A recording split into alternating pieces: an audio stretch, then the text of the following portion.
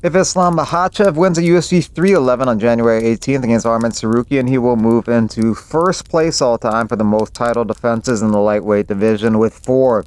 Currently he has 3. He's tied with BJ Penn, Frankie Edgar, Benson Henderson, and Khabib Nurmagomedov, who all have 3.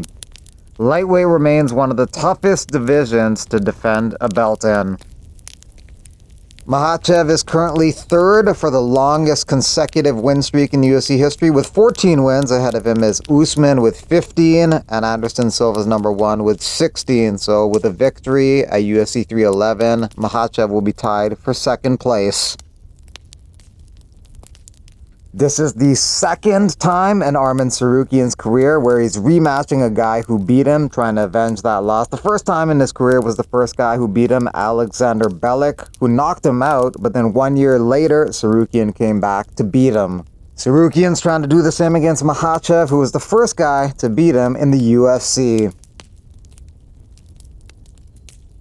In 2013, Islam Makhachev and Zabit Magomedsharipov had a sambo match, and Islam Makhachev won that via decision. In the co-main event, Merab Dvalishvili and Umar Nurmagomedov fight for the bantamweight belt. Umar came into the UFC in 2021, and since that time he fought 6 times, and also since that time Merab has fought 6 times.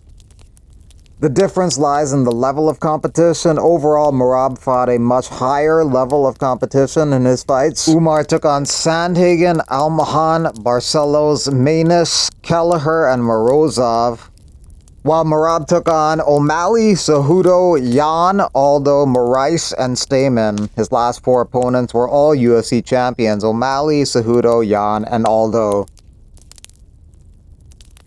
Merab has the longest win streak in UFC bantamweight history with 10, which is all the more impressive considering how deep and talented that division is.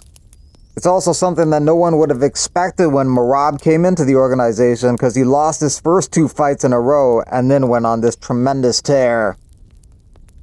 Nobody weaponizes cardio, pace, and pressure quite like Merab does in the bantamweight division, which was showcased when he set a UFC single fight record with 49 takedown attempts against Petr Yan. Typically, Umar doesn't take much damage in his fights, even the ones that go the distance. In his fight with Almahan, which went 15 minutes, he only absorbed 3 strikes in that fight. And in his fight with Nate Manus, which also went the full 15 minutes, Umar only absorbed 2 strikes, which is an average of less than 1 strike per round. 2 former UFC light heavyweight champions are also going to be going at it on the main card when Prochazka and Hill compete. The finishing rate of Prochazka of his fights are ridiculous. He's had 36 fights, and 34 of those 36 fights have been finishes. He's had 30 victories, and 29 of those 30 victories are by stoppage, 26 knockouts out of 30 wins. Also, he never loses by decision. All 5 losses are by stoppage, 4 knockouts, 1 submission. However, the only guy he's lost to in the past 11 years is Alex Pereira. Jamal Hill holds the distinction of being the first fighter from Dana White's Contender Series to become an undisputed UFC champion. Later, Sean O'Malley would become the second. This fight with Moicano is going to be Dariush's 30th fight. He said it could be his final one. He has been fighting for over 15 years now, and this is his 24th fight in the UFC. Moicano's not slowing down. This will be his 4th fight in under a year. Speaking of activity, this will be Kevin Holland's 4th fight in 10 months, and as active as that is, for him it's not even that crazy. Holland holds the record for the most fights in a 12-month period in UFC history with 7 from May 2020 to April 2021. He had a couple victories during that period which aged beautifully, knocking out Anthony Hernandez as well as knocking out Joaquin Buckley. Very impressive finishing rate. 22 of 26 victories are by stoppage. He also has 8 performance bonuses in the UFC. Rainier de Ritter fights also usually end in a stoppage. Very high finishing rate in his fights. 18 of his 20 fights have ended in a stoppage. 90% of his fights don't go to the distance. He has 18 wins in his career. 16 of the 18 wins are by stoppage. 12 of the 18 wins are by submission. He also has diversity with his ground attacks, winning by inverted triangle choke, Bravo choke, arm triangle, armbar, rear naked choke, and triangle choke. Johnny Walker will be taking on Bogdan Guskov on the card. Johnny Walker is another fighter who usually does not go the distance. 27 of 31 fights have not gone the distance. 19 of his 21 victories are by stoppage, including 16 knockouts, and 7 of his 9 losses he has been stopped in some of the most cartoonish knockouts you'll ever see, but nonetheless always entertaining, win or lose.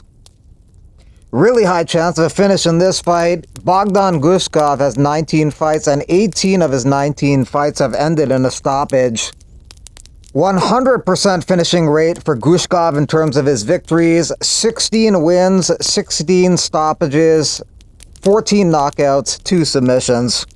His last 8 wins are all knockouts, and he's won a performance bonus in his last 2 fights. Zachary, Reese, and Sedriques Dumas will be going at it on the prelims in a middleweight contest.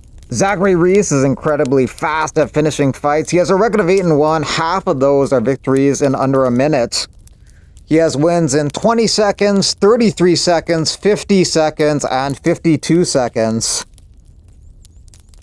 Biggest favorite on the card is Payton Talbott in his fight with Raoni Barcelos. Talbott is a minus 1100 favorite.